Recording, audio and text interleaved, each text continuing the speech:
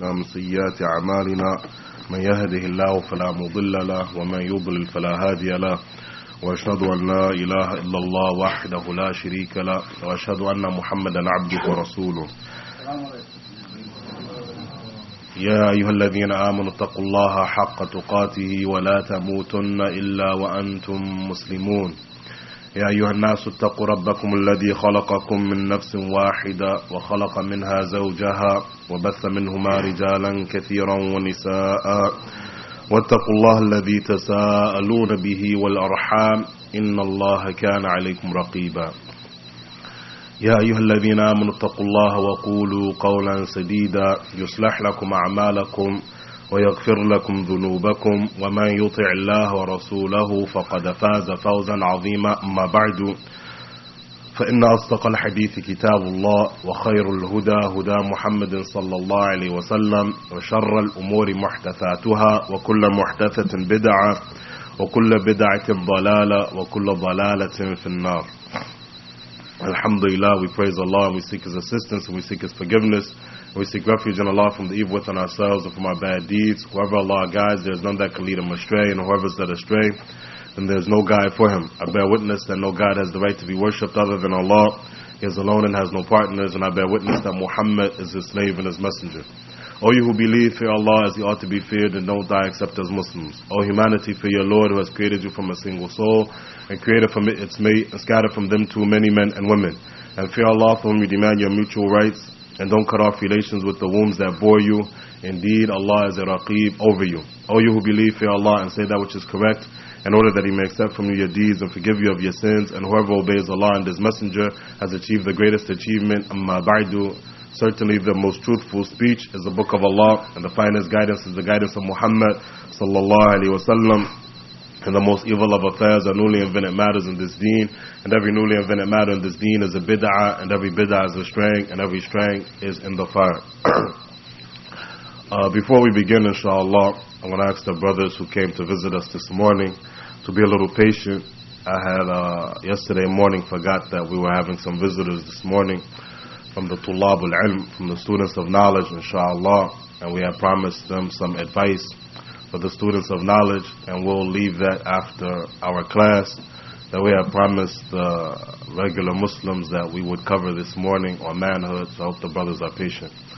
The other point is the brother reminded me that I said in the khutbah, when Allah gets tired of you, He will replace you.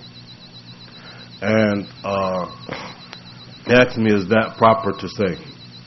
And I felt that it's proper to say, and I think that's a slang word. When you get tired of somebody, what you gonna do?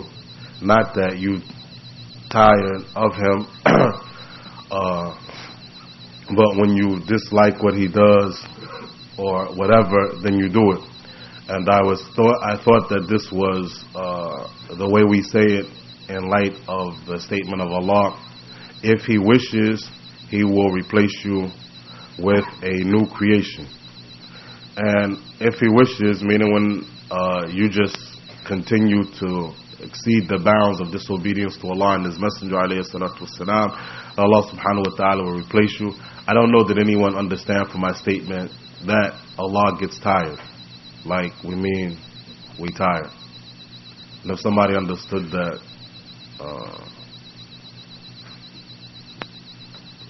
let me know that that's the way they understood. If they did, we didn't have any intentions on saying Allah gets tired, because this isn't one of the characteristics of Allah subhanahu wa ta'ala. Allah knows best. And with that we can continue where we wanted to begin.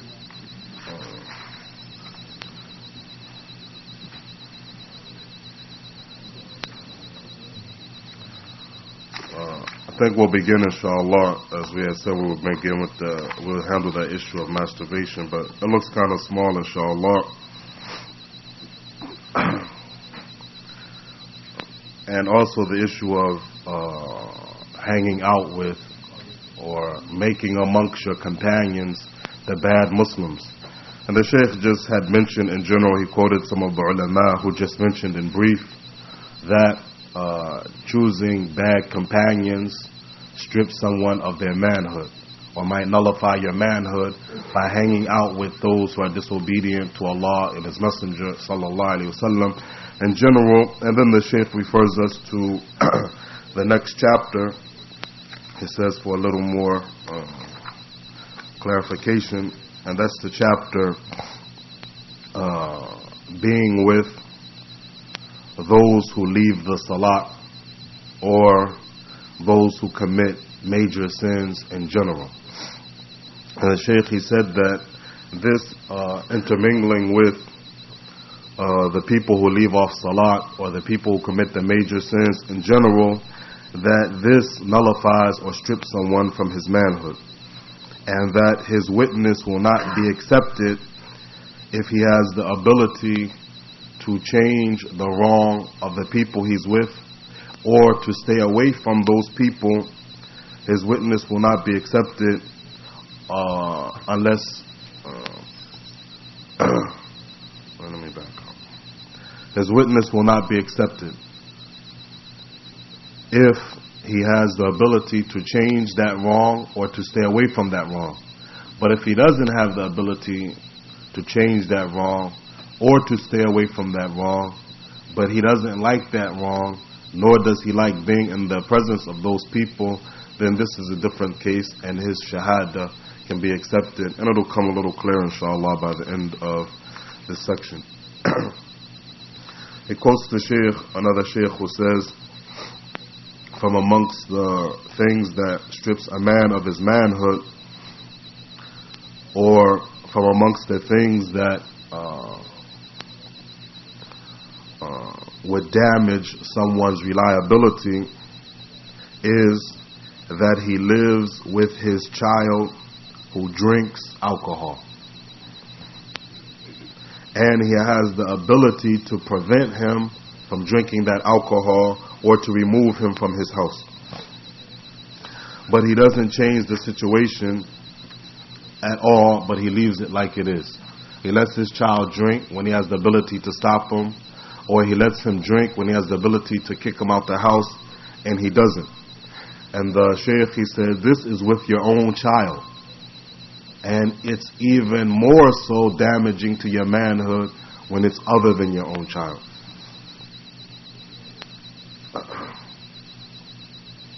And he says that don't understand from my statement that I'm only referring to drinking alcohol or khamr, but that all of the sins are likewise, or all of the major sins are likewise. Allah subhanahu wa ta'ala knows best. So here the Shaykh is showing that, and you see how the Shaykh, he gives the example with his own child to bring the most extreme case. This is, I was telling the brother yesterday, if you would have told some of he was saying, and maybe this would have been a nice explanation for yesterday, of leaving off enjoyment. To say, if you just tell somebody, won't you cut out a little bit of your enjoyment, then a person might not cut off anything. Then when you bring the extreme example, don't have fun at all. Having fun strips a man of his manhood, then a person might cut off one or two things. And here it looks like the Shaykh is giving the same extreme example with your child. If your child is in your house committing those major sins, and you have the ability to stop him and you don't stop him, or you have the ability to get rid of him and you don't get rid of him, then this nullifies or strips you of your manhood. And as the Shaykh even had added, that even your witness is not acceptable because you allow this wrong to be in your household. Yes. Another question as far as that the Sheikh, when the Sheikh was, he was out there some time ago, he was talking about not putting the children out, that they would be bad, and so I don't understand. Is that saying that we're supposed to remove them like if you have the ability to? We're now getting into this issue of what the Shaykh had dealt with before was, and he was making it clear, and it might come a little clearer at the end of our lesson. Brother is saying, listen, if you don't get rid, I'm understanding from this statement, if you don't get rid of your child, then you're going to lose your manhood if you keep him. And one of the sheikhs that had visited us, Sheikh Wajdi, he said that no matter how bad your child gets, keep him. And there seems to be a contradiction, but there's not a contradiction, and the two statements, inshallah, that the Shaykh was asked about, we're in the land of the kuffar. We're in the land of the kuffar. My child is bad. I'm working as best I could with him, but he's still bad. What do I do? And the Shaykh advised, keep him and keep working with him, because you don't have no outlet to turn him to. And of course the ulama, when they're speaking about being with the Muslims, as they're taking into consideration is haram to be with the kuffar. So when the ulama are talking in general, they're not talking about special circumstances of which we find ourselves in, living amongst the kuffar. They're talking about the normal circumstances where the Muslims are amongst the Muslims. No.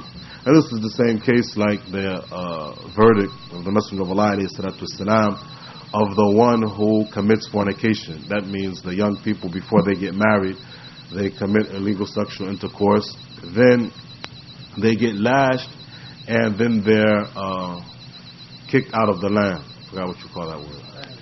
Banished, exiled from the land for a year.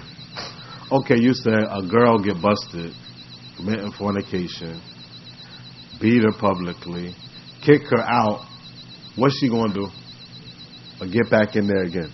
But this is different when you kick her out and she's in the Muslim land. It's still a little difficult amongst the Muslims to practice these open sins that are practiced right here in the land of the kuffar that have become acceptable. وَلَا حَوْلَ وَلَا قُوَّةَ إِلَّا بِاللَّهِ. It's clear, inshallah? Allah ibarak.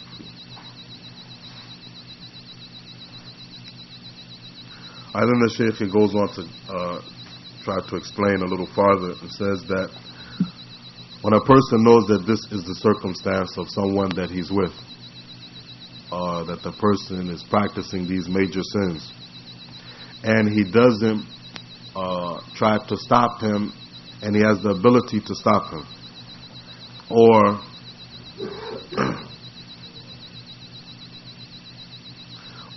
he does his best to try to stop him and to advise him to leave those sins, but he doesn't leave those sins.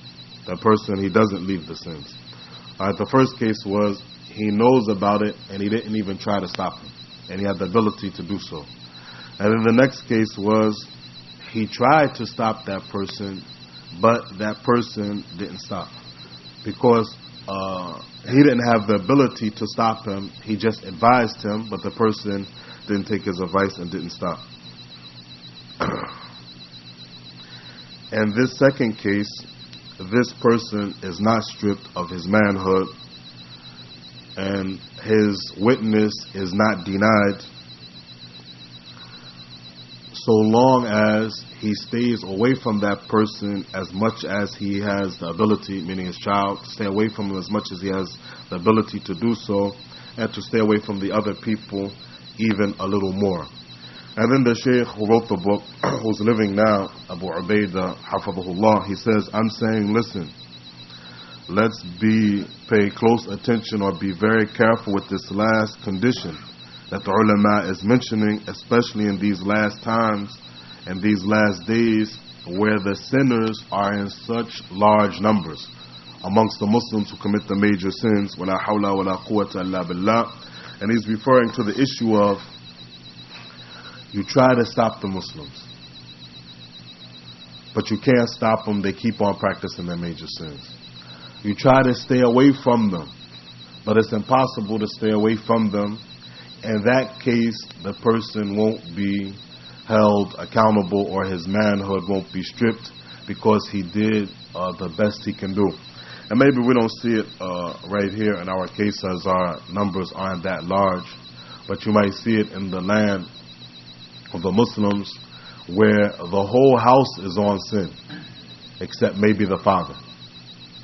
Alright, he can't kick him out, the rest of his house, out of his house, because all of the cousins and relatives and everybody who are major sinners are going to put the pressure on him and won't let him. What you think you're doing? And when they sit down to judge, they're going to call the one who's practicing the deen extreme. And then he's forced to deal with it, وَلَا حَوْلَ وَلَا قُوَّةَ إِلَّا بِاللَّهِ, as the sinners are in such large numbers. So he hates it, he spoke against it, he tried to change it, he wanted to stay away from them by separating them, but he was unable to. In this case, even though he's around it, his manhood is not stripped because he did his best to try to change it and he tried to stay away from it. So this is the case as the Shaykh is mentioning, and he's mentioning this which will take place when the Muslim numbers are large or in the Muslim lands where this will take place, but in our place, and Allah subhanahu wa ta'ala knows best, it doesn't take place that much. And that we're going to be held guilty from hanging around these people who leave off the salat, or as we were mentioning just a couple of days ago, leaving off the salat in jama'ah, and we have the ability to stay away from these Muslims and we don't stay away from them. Rather, we hang around these Muslims. We have to understand that this is a dent in someone's manhood if he continues to hang around those Muslims who don't want to practice Islam a little better than they're practicing it, or those Muslims who are hanging around the major sins. And really, unfortunately, a lot of the fitna that we have in our communities, and even some of the fitna I feel personally, is from the people who hang out with the major sinners. As I mentioned in private, and like I mentioned in publicly, inshallah, if I haven't mentioned it before, that a lot of the brothers who claim to be Salafi brothers have had personal problems with me over one of my statements that it's compulsory to make salat in jama'ah, in the masjid. And they used to be the brothers who taught the same thing, but they didn't practice it. And then when the Muslims began to practice making salat in jama'ah, then they started pointing to some of the people, hey, what's going on? And then the people, instead of mentioning the hadith of the Messenger of Allah, ﷺ, which would have been a little more proper, they said, Abu Muslimah said. Then the people felt, well, he's the one starting the trouble. We were okay, the most knowledgeable people, not making salat in the masjid, till somebody said you got to make salat in the masjid, and pushed it so hard and encouraged it. And then the people, when they accepted it and started practicing it, then now there's a problem because the people don't make salat in jama'ah with those who make salat in jama'ah. And as the brothers used to say, I don't know why there's a problem, everybody's on the same methodology. And I used to say, wallahi, I ain't on the methodology of those brothers who don't make salat in the masjid. I don't care if we all say we follow the Qur'an and the Sunnah on the way of the Salaf. Wallahi, this deen isn't just lip service, but we have to practice what we know of this deen. And we have to stop being fooled into thinking that because someone knows one more ayat than us, or 15 more ayats than we do, or hadith, or more verdicts than we know, that means that it's okay to hang around them or be around them even if they don't practice Islam. To say, I'm not going to do what he does, I'm only going to benefit from him. Okay, you're not going to do what he does and you're only going to benefit from him. What benefit are you getting from him other than stripping yourself of your manhood from hanging around the people of major sins? And really, one of the brothers, he made it real clear when he said, Islam is too beautiful to have made a part of it learning your deen from a major sinner. Islam is better than having to learn your deen from a major sinner. And we see that Allah subhanahu wa ta'ala, alhamdulillah, has chosen men with manhood, generation after generation, who practiced this deen, who knew this deen, to set the example for the people who came after them, starting with the Prophet of Allah sallallahu alayhi wa alihi wa sallam. He was the example for people. He didn't come and just tell the people what to do and did something else. He told the people what to do after he did it himself first, sallallahu alayhi wa sallam. And this was the example that the people came after him, that they showed by example. And oftentimes you find this in the books of the ulama. As I remember reading the life of one of the ulama, and he was questioned one time in the masjid.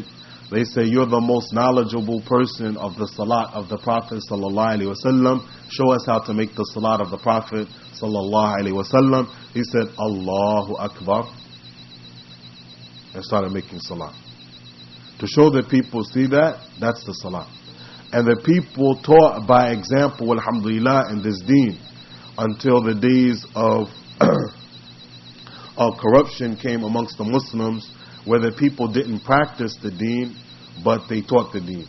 And even one of the brothers told me that last year, one of the students of knowledge, that his Qur'an teacher, when he was taking the Qur'an exam, was smoking a cigarette.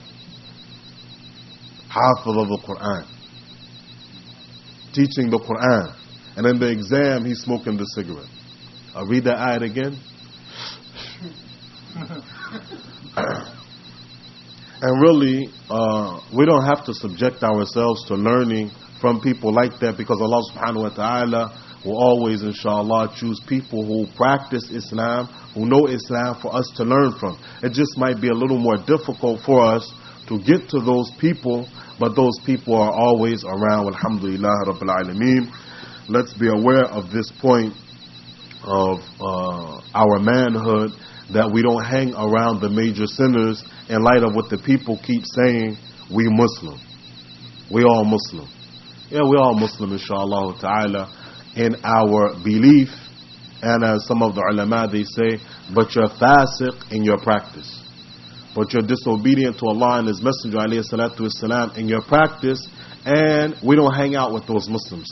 As we were saying before, when there was only 5 Muslims or 3 Muslims, I mean, we had no choice but to hang out with each other. But when the numbers of the Muslims got larger, now the issue isn't just because we're Muslim, we're hanging together. But we want to hang around those Muslims who practice this deen of al-Islam, so that they can remind us of what we should be doing to fear Allah subhanahu wa ta'ala as He ought to be feared. Okay, if the issue is the kuffar and the Muslims, even though those Muslims are sinners, okay, we're going to be on the side of the Muslims when it comes to the Muslims and the kuffar. We're walking down the street, it's 2 sinners and 2 Muslims practicing Islam, and then the kuffar have a problem with the sinners. Alright, those Muslims who are practicing Islam are going to stand on the side of the Muslims. But in the case where it's amongst ourselves, amongst the Muslims, then the Muslims are going to make sure that they do their best only to hang around the Muslims who are practicing Islam. And if we keep hanging around those Muslims who don't practice Islam, we're going to find ourselves becoming just like them, like some of the examples that we gave yesterday, and even some of the examples that I see all the time. Most of the fitna that I see in the community, it has always stemmed from people who are sinners. And amongst this biggest sin is the example that was given of leaving off the salat in jama'ah. And if the brothers don't remember, I remember. I came and saw the fitna as soon as I got here to East Orange in what was called the community meetings. And all of the fuss was from people we never saw except on the community meetings. And wallahi, it should have been said, and I remember when I first became the imam, I said it right away. You don't come to the masjid and establish the salat. The first thing we're going to say before you talk to the people, the one who is speaking is a major sinner who doesn't make salat in the masjid. Okay, brother, say what you have to say. Because we want to take what you have to say in light of who you are. You're a major sinner who not practicing Islam, and now you're going to teach the Muslims how to practice Islam. Okay, teach us. But before, wallahi, I came here and these people on the floor talking all kind of stuff, nobody said nothing. Major sinners coming telling us how to practice Islam, we sitting there listening to it like everything's okay. And then I remember I tell her, excuse me brother, you live right around the corner, we don't even see you in the masjid. Everybody got upset with me. Why are you talking about the brother? We ain't talking about the brother done wronged himself. Ain't nobody wronged him. Nobody wronged him. And how many ayahs do we see in the Qur'an where Allah says we didn't wrong them, rather it was themselves that they wronged? Or as the Prophet ﷺ says, whoever finds good, praise Allah. And whoever finds other than that, he has nobody to blame except his own self. But you see how even the people are thinking we're criminal. How you mention that brother's name, akhi? Like I committed a crime. Wallahi, the brother got debts from your money in the masjid. As long as you can count how many lists of money he done borrowed and didn't pay back, somebody mentioned his name, we act like, why you mention a brother's name? He took your money. You put your money fi sabilillah, and he took it, ate it up, and didn't pay it back to the Muslims. And somebody's wondering why you mention somebody's name. Wallahi, I think the sinners have to be looked at as sinners. And the people need to stop hanging around them so that they can be sinners. Instead of looking at the people who say, you know so-and-so is a sinner, he's doing all of that talking, then the people act like a crime. And really sometimes I used to just feel embarrassed to say it in front of the people. As one time I had mentioned, one of the brothers, he's sitting there rambling off. You a liar, you this, you that, so on, so forth, this, that. Well, I wanted to say, you owe the school $4,000. You think I don't know who you are? You think sometimes that people don't tell me what's going on in the community? They tell the imam, so-and-so owe this amount of money to the school. Get on him. How much is $4,000? Is a lot of money. That's a lot of paychecks for people at the school. He owes all of that money, but he sits and tell you, my children been kicked out of the school. I want my children in the school. What do you think about people who say they love Islam so much and then they kick innocent little children out of the school? Why don't he tell you that he owed the school $4,000? Why don't he tell the people, my children went to school for free for a whole year when I was lying, saying I was going to pay what I wasn't paying? They don't mention that, they just mention the other side. And sometimes we're just too ashamed to mention somebody's case because you can't even imagine he has the audacity to stand up publicly and talk like that. But he does because we've been hanging out with the criminal Muslims for so long. We've been so silent on all of the sins that they do that they feel so comfortable with them that they can come publicly with them and know that nobody won't do anything. And they challenge us so much. Until now, I think that, alhamdulillah, many of the people are becoming frightened now to challenge. As one of the brothers just told us recently, I don't want to be humiliated by dealing with it on publicly, because now he knows that the people don't view things the way they used to view it. And we ask Allah subhanahu wa ta'ala to increase us in iman of this deen, and to make us amongst the righteous Muslims who hang amongst the righteous Muslims. Now to the point that we wanted to mention, and this was the issue of masturbation or al-istimna. He mentioned some of the ulama who mentioned in their books of tafsir, they say that the ulama say, these are the scholars saying that the scholars say that masturbation is like doing it to your own self. And this is a bid'ah or a muhdatha, a newly invented matter in this deen that the shaitan invented. And this practice, unfortunately, has become widespread, or has become a major practice of the Muslims. And I wish that it never became a major practice of the Muslims. This is the ulama speaking. And if there was proof that masturbation was permissible because it makes your manhood deficient, and because it's an inferior or a despicable character for somebody's manhood, that in itself would be sufficient for the men not to practice it. And here the shuyukh are trying to say that even if something will suggest that it's permissible because of its effect on a person's manhood, that should be sufficient enough for him to stay away from. And this is connecting on what we were mentioning yesterday about the men having fun. Not that this entertainment and recreation is necessarily a haram in itself, and that a person can relax and it's permissible, inshallah ta'ala, but just showing the people of real manhood and the people who are real men, they don't even indulge in some of the things that are permissible because of their manhood, which makes them deal with things that are better and more superior to these inferior things, like they're mentioning about this issue of masturbation. And then some of the ulama, they explain, they say that one who practices this masturbation is a bad example for the people. And it's a disgrace for the lowest type of man. The man who doesn't respect himself, or the man who nobody respects. It's a disgrace and a dishonor for that lower type of man, how much more so for a man who is respected amongst the people. When I was reading the statement, I was thinking that I oftentimes do. If there's a big crowd and somebody asks me the verdict on masturbation, I say, excuse me, do you masturbate? No, I'm just asking the question if somebody doesn't. Because you feel embarrassed if you have any shame.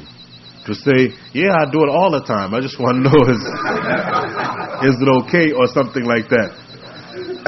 And oftentimes I saw the look on the expression on somebody's face. Even he's embarrassed that I pointed them out. Stand up, Akhi. So I can hear, just tell him, stand up so I can hear that question again. I didn't hear it clearly. Then I say, oh, you masturbate? And then he was going to say, no, I don't do. I was just asking. Why are you asking about something you don't do and you don't want to do? And really this is even, as the ulama are saying, even for the lowly people, that this is a bad characteristic, and how much more for the people who are respected to have this as a part of their characteristics. Imam al-Shawkani, rahimahullah, we'll mention his name, as we've been covering one of his books on fiqh, on whatever night that we were doing that, his fiqh book, and he mentions in another one of his books, and this book is written, and I don't have this book, and the Shaykh is quoting from it. Allah subhanahu wa ta'ala for us to come across this book one day, inshallah, where he deals with the verdict of masturbation. And in there he says, there's no doubt at all that that this practice of masturbation is a fault or a defect or a flaw or imperfection or a shortcoming from someone. And it shows his lowliness or his disgrace, and it's a downfall in his character, and it's a loss of his decency and his modesty, and it's a loss of his shame, and it shows only a general weakness of the man who practices this thing called masturbation. I think the point that the Shaykh wanted to mention is that Imam al-Shawkani says that there's no doubt in this issue. And sometimes when we hear the statements of the ulama, we say, that's only your opinion. When he's saying there's no doubt, we say, well, Shaykh, that's only your opinion. We see it different than you see it. And as I was going through this book, many of the statements of what is manhood and what is not manhood is from the statements of the ulama. And all we have to compare with it is what we was raised up on kufr. What was manhood when we was growing up, like, astaghfirullah, when you used to be hanging out holding your thing, talking about I'm a man, telling somebody how much you can do or whatever. This is all we have as the example of what's manhood. You won't get high? Man, you corny. If you don't steal, if you don't punch somebody in the face unjustly, whatever, then this is all we knew of what was real manhood. And then we compare that jahiliyyah to what the ulama of Islam, who are the best Muslims of this deen, inshallah, we compare what we was raised up on the streets with what the ulama of Islam suggest as real manhood. And I was saying on some of the stuff, and I guess the people feel the same way I feel. You read it, you say, nah, I mean, the Shaykh is the Shaykh, but he might be a little off on this one. And the reason we say that is because we're looking at manhood and what we thought was manhood. And we never heard manhood, and Allah subhanahu wa ta'ala knows best, in light of the real men of this deen, the scholars of this deen of al-Islam. So this is the position of ulama of Islam, people who are well respected from amongst the Muslims, showing us what manhood is. So let's try to take it in light of this is advice from our ulama, and what do we have to compare with it except what we have from the days of Jahiliyyah, wa la hawla wa la quwwata illa billah. Imam Sayyid Sabiq, and I don't know if this part was translated from his fiqh sunnah or was published. He says a man masturbating with his hand, this is against what a person should be upon of culture and good manners and high noble character by practicing this masturbation.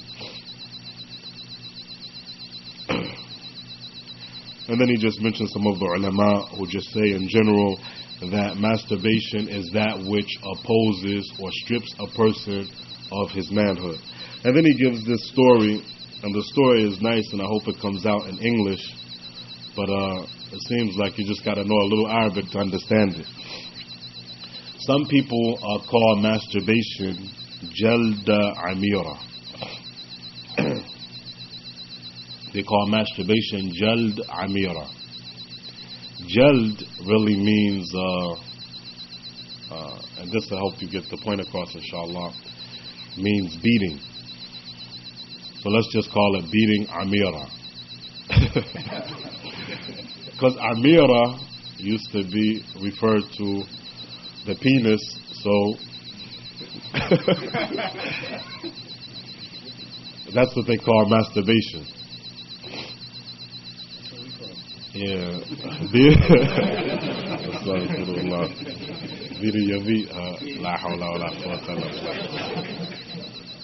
At any rate, the story goes like this. This person who was unaware that it was called beating amira, yamit, he was unaware of this expression meaning masturbation, beating amira. So let's look at the story, inshallah.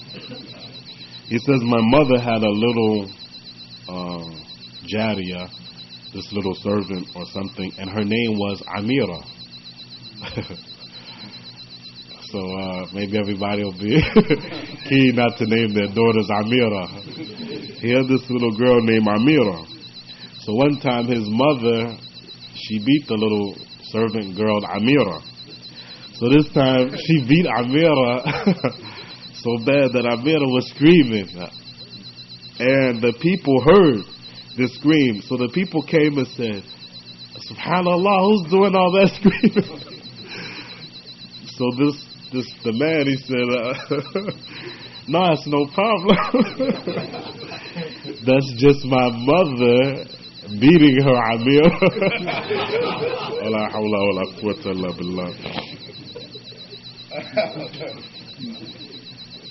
Anyway, I thought that was a nice story that the Shaykh had mentioned. Alhamdulillah. And the ulama, they mention this, as he says, they call it a latifa. And sometimes the ulama, I don't know if this is to show that they're regular people just like the next person, but sometimes the ulama, when they have the explanation, sometimes they just bring a little side point in related to the topic like that. I don't know, to break the monotony or whatever, but alhamdulillah rabbil alameen.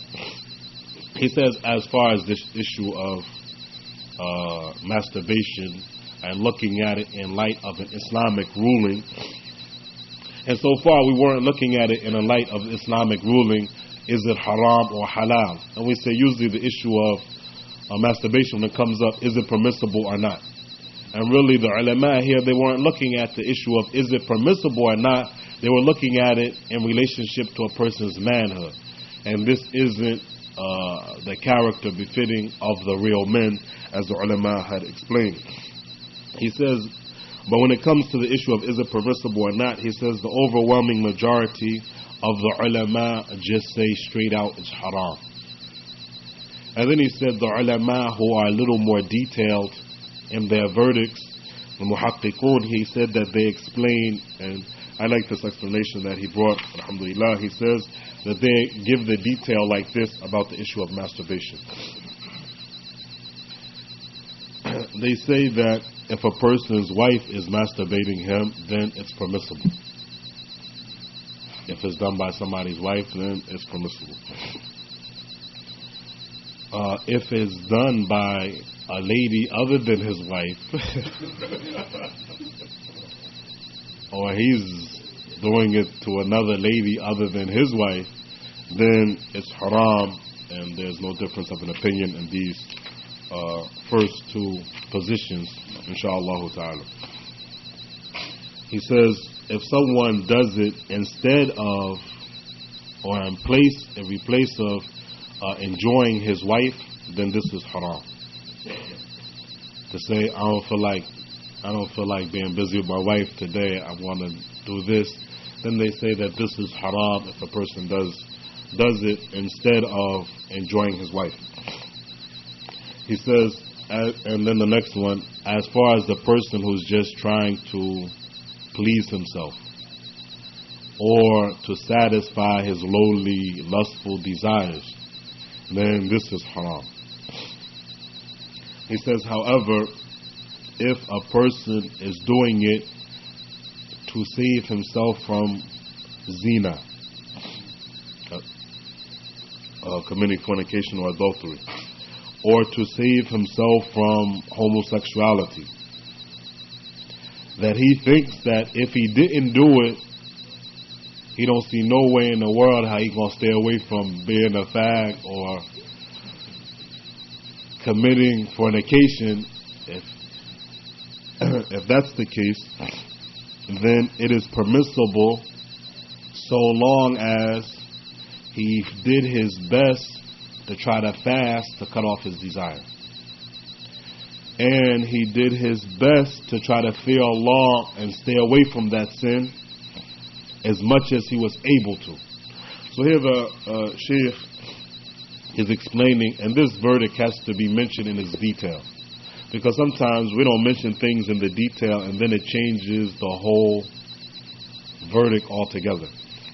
What he's saying is permissible. He's not just saying it's permissible because you feel like you're going to fall into some adultery or fornication or homosexuality. He says you feel almost certain that if you don't do this, you're going to fall into it. No way about it. Not just that you just say, nah, I think if I don't do this, you ain't had no homosexual tendencies before, or you didn't commit no adultery before. What makes you think you're going to do it now all of a sudden?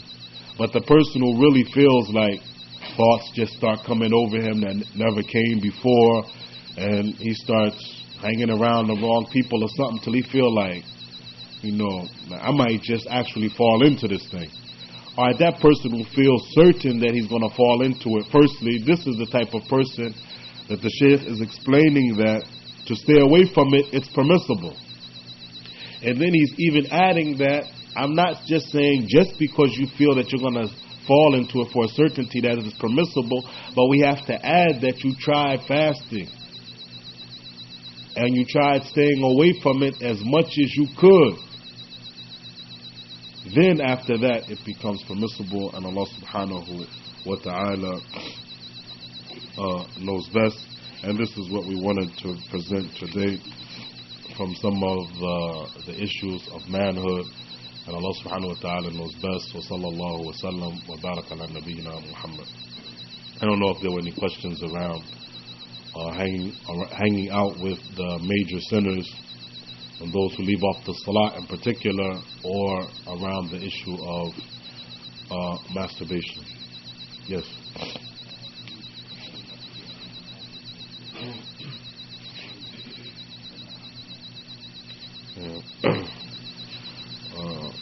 I'm feeling a little sick today, and in general it's hard for me to remember all three questions. Let's just start out with the one. To mention the excuse, he wants me to mention the excuses that a person can have that are valid to show that he doesn't have to make salah in the jama'ah. We had covered it before, and I think this week we're starting our class, going back to our classes. I think we're going to start after Isha, maybe for a week or so. Then it looks like it's going to have to be after Maghrib, as Isha is getting a little late. And we're going to begin, as we were, the last thing that I remember, inshallah. I haven't been back to the book, but I think the last thing that we had covered was Salah in Jama'ah is compulsory by Imam al-Shawkani. And I had mentioned that we were going to take this book to bring detailed evidences from the Qur'an and the Sunnah to show that it's compulsory for the men to make the salah in jama'ah in the masjid. And in that book he had mentioned the excuses that are valid in light of the Qur'an and the Sunnah that would excuse a person from making the salah in jama'ah. And I thought that we had mentioned this one time. And I'll mention it just in brief now, and then inshallah either next week if we can, this week inshallah in the classes, if we can present that, we will, and if not, over 2 weeks or whatever inshallah. And that is, if a person is sick, if the weather outside is bad, if the food is served, if a man is having relations with his wife, if a person ate raw onions or garlic or qurraf. Somebody had told me what qurraf was before. Scallions. It's like a long green type of thing. It smells like onions. Is that 5? Huh? No. I just mentioned 7 of them last night. Oh yeah, if you have to go to the bathroom real bad, not to hold it, that you can be excused from the jama'ah. I don't remember. Traveling. I don't know if it was traveling was mentioned. I don't think so. At any rate, we'll bring those inshallah with the text that shows that this excuse is valid. As far as some of the excuses that the people make, and this has been coming from some of the so-called Salafi brothers. They say if there's going to be a fitna in the masjid, then you don't have to make salat in jama'ah. If you think that there's going to be a fitna in the masjid, then then you're excused from making the salat in the masjid in jama'ah. My first question when the brother told me that, after I stopped laughing, I told him, what's your proof? We always say that to somebody else, and then we think that because we say we're on the Qur'an and the Sunnah, that means everything we say and do means that it's based on the Qur'an and the Sunnah. Nah, sometimes we have to ask ourselves too, what's your proof? He says, Sheikh so-and-so said. I said, Sheikh so-and-so, we love him and we respect him and we obey him and we follow him. What's his ayat or hadith from the Qur'an, so we can add this to the issues that we follow him in? Nah, he just said it. Jazakallahu khairan. We love our scholars and we respect them and we follow them in obedience to Allah and His Messenger sallallahu alaihi wasallam. Anyway, the brother didn't bring anything. One of the other brothers I spoke to, he mentioned, he said, the Prophet sallallahu alaihi wasallam says, the times of fitna, hang close to your house. I said, are you saying, he used it in context when he was talking about not making salat in the jama'ah.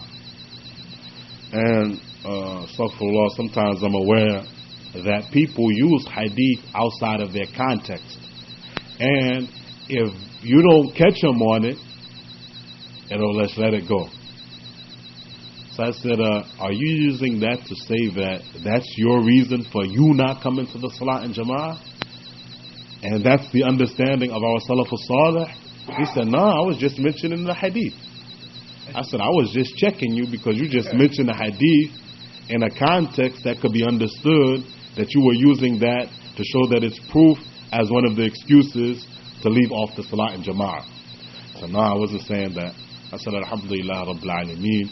We just want to make that thing clear that when you don't come to the masjid, don't go around making the innocent Muslims, because the people look at you like having a little more knowledge than the regular Muslims. Don't try to give them some reason or some leeway to say, nah, you ain't got to come to the masjid.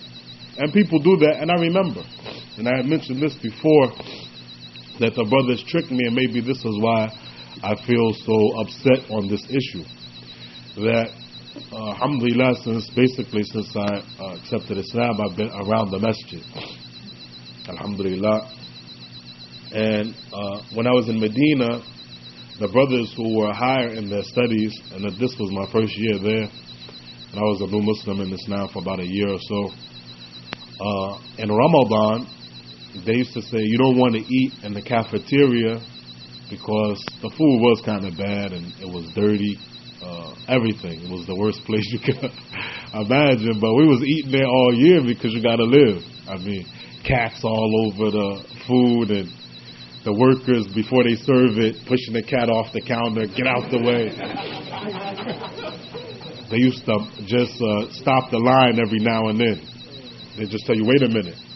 They take the mop out the bucket and mop the counter around the food, and the worker, he like put his hand like this so the strings of the mop don't get in.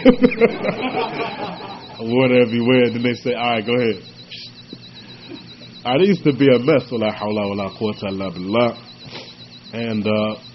either you're going to deal with that mess and be ignorant, or you're going to deal with it and learn something. I said, I'm tired of not knowing something. We're going to deal with it as best we could. Inshallah, you get sick, you make dua, and keep going. At any rate, in Ramadan, the brother said, at least in Ramadan, we ain't got to go through that. Let's chip our money in, put our money together, buy some food and eat. Alright, the masjid, it was a little walk on campus. The campus was kind of big, and it was a little walk to the masjid, maybe 5 or 7 minute walk. So the brother said, if you walk to the masjid, and then you come all the way back, it ain't really enough time to like eat your food, and then get on the bus, and then go out to the Prophet's masjid to catch the Salatul Tarawih. So what we're going to do is eat in the room and make the jama'ah in the room, the salat in the room. So I ain't even considered it. I just go to the masjid, come back.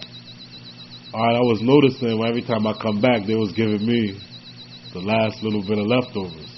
So I said, I put my money in just like the next person. I want my food just like y'all get. So they told me, it makes salah here with us then. I said, I'm going to the masjid to make salah. I'm making salah. I'm all the way in Medina for make salah in somebody's room. And that there loud as they used to have the microphones, the speakers on each dormitory. And the speaker used to be like in a party. If you were asleep, it'll just scare you to death if you ain't awake when that adhan is called. I told them, how in the world we ain't going to go to the masjid here in the adhan like that? They told them, no, you don't understand. You haven't been commanded to make salat in the masjid. You've been commanded to make it in jama'ah. Then they started quoting some hadith around the jama'ah. See, brother? It means the jama'ah. And I was happy that later on, alhamdulillah, I found out that the ulama, they explained this hadith around the issue of the jama'ah.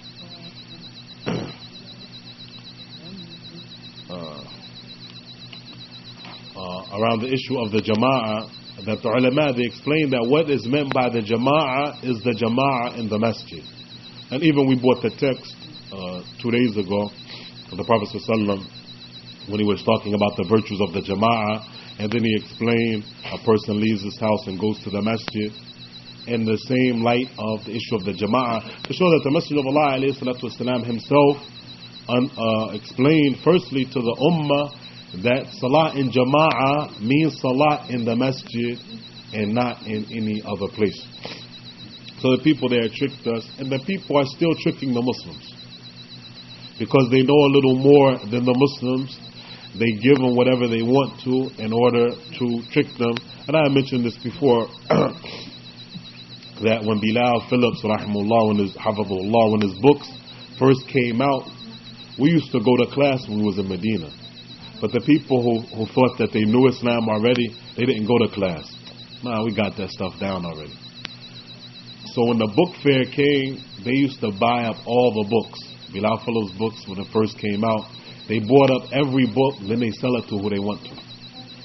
And I remember one day on the break, I came to my room, I saw them carrying all these books. I asked them, what books y'all got? They said, these are new Bilal Phillips books. I hurry up, went to the book fair, tried to buy the books. Every store said all of Bilal Phillips books are gone. And this was in the beginning when the English translations from authentic sources was first coming out. And at that time, we didn't know Arabic. We was learning it, but we didn't know it enough to read any books to benefit from. So we were still reading English while we was learning Arabic at that time. Then I came back to the brothers. They said, nah, they already sold out. And then I found out later from one of the brothers who left that foolishness that they were intentionally trying to keep certain people ignorant. And their people are still doing that. The people who have knowledge, they don't want to teach you or they only want to teach you a certain amount in order to keep you below them or to keep you above them. As some of the brothers unjustly said about me. They said, I don't teach Arabic. And they were saying this in their ignorance. As I was teaching Arabic 5 days a week in the masjid to the children in our school, and I had 2 classes outside. But because the ignorant were unaware of it, because they don't try to learn Islam, they said I wasn't teaching the Arabic because I only wanted people to rely on me on the Arabic language. And this was unjust, as I think a lot of the brothers know. Everywhere I go, I encourage all of the brothers who are students. I tell them, listen, if you're going to be a student of knowledge, then you're sitting under the wrong person when you sit under me. What you have to do is leave America and go and sit under the ulama. And all of the people of knowledge, they know that this has always been my statement, that the people who really want to get this thing, they have to leave and go get it. They're not going to sit under us and get the real knowledge. The stuff that we're teaching, inshallah, we hope that this is beneficial for the masses of the Muslims. But the people who want the real details and ins and outs of this deen, then they have to go overseas and to learn from the people who are ulama, to learn this Arabic language, to buy the books and start learning this deen on the level that the people need to learn it on. Allah subhanahu wa ta'ala knows best. Somebody asked, can you marry your stepsister? I don't know, I got to think about the question, and I got a cold, so sometimes it's a little harder to concentrate. Allah subhanahu wa ta'ala knows best. We're beginning, I think this week, if this is the week, we're beginning marriage, the book of marriage, and the book of divorce in detail by the Sheikh Mustafa Al-Adawi, Hafidhahullah. So inshallah ta'ala, we're going to get to the chapter on who you can marry and who you can't marry, inshallah ta'ala. For now, maybe I can refer the person who's asking this question that we had previously done in the book of marriage by Murad Shukri, hafidhahullah. One of the classes was called The Women Who Are Prohibited to Marry. The women who are prohibited to marry. And if the stepsister is mentioned, then she's amongst those women who are prohibited to marry. And Allah subhanahu wa ta'ala knows best. Yes.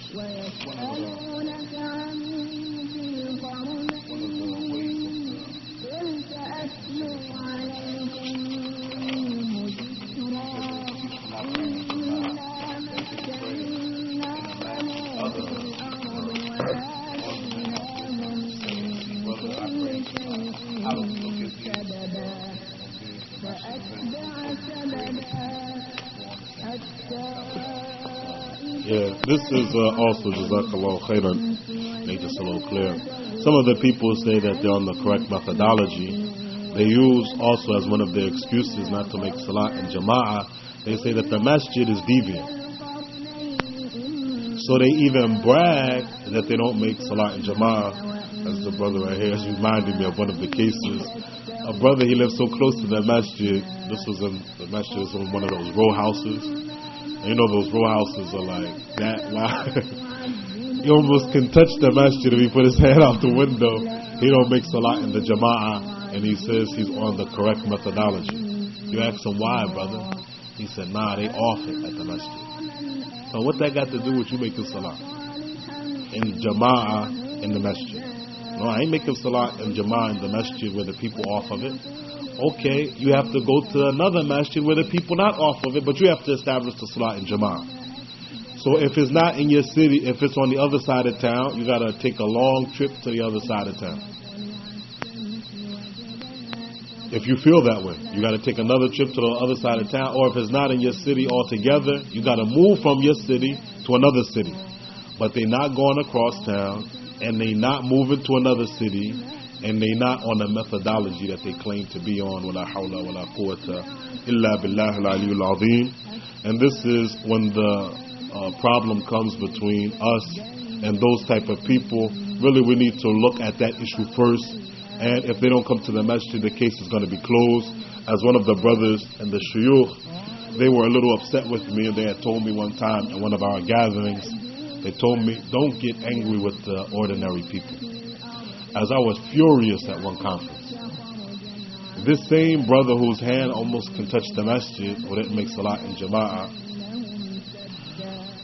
and I remember one time visiting that city, we made salah in jama'ah, we 4 hours away from the city. He's reached his hand there. He don't make salah in jama'ah. He right in his house. He's coming with his. He sent one of my teachers to the shuyukh, jihad da'wah of the first Muslims. Then when I was at the conference, he got the two shuyukh to sit me down to explain to me how I was off on that tape, jihad da'wah of the first Muslims, which is the explanation of the hadith of Sahih Muslim. When the shuyukh sat down, they said, we listened to the tape, walhamdulillah rabbil alameen. We don't find anything in opposition to Islam. No, you sure? What about? I said, what about making salah in jama'ah? And how in the world are we going to sit down here and call this an honest discussion on Islam? He don't make salah in jama'ah. Then I said, he's always going around telling people how to practice Islam. He don't know no Arabic. Wallahi, we had a book when we was in Medina translated. He didn't say what his name was.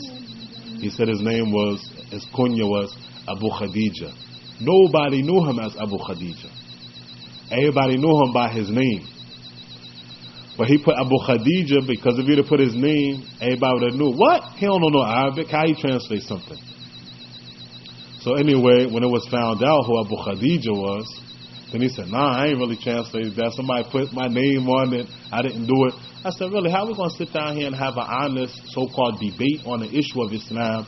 You don't know no Arabic. You don't establish no salah in the jama'ah. Where even...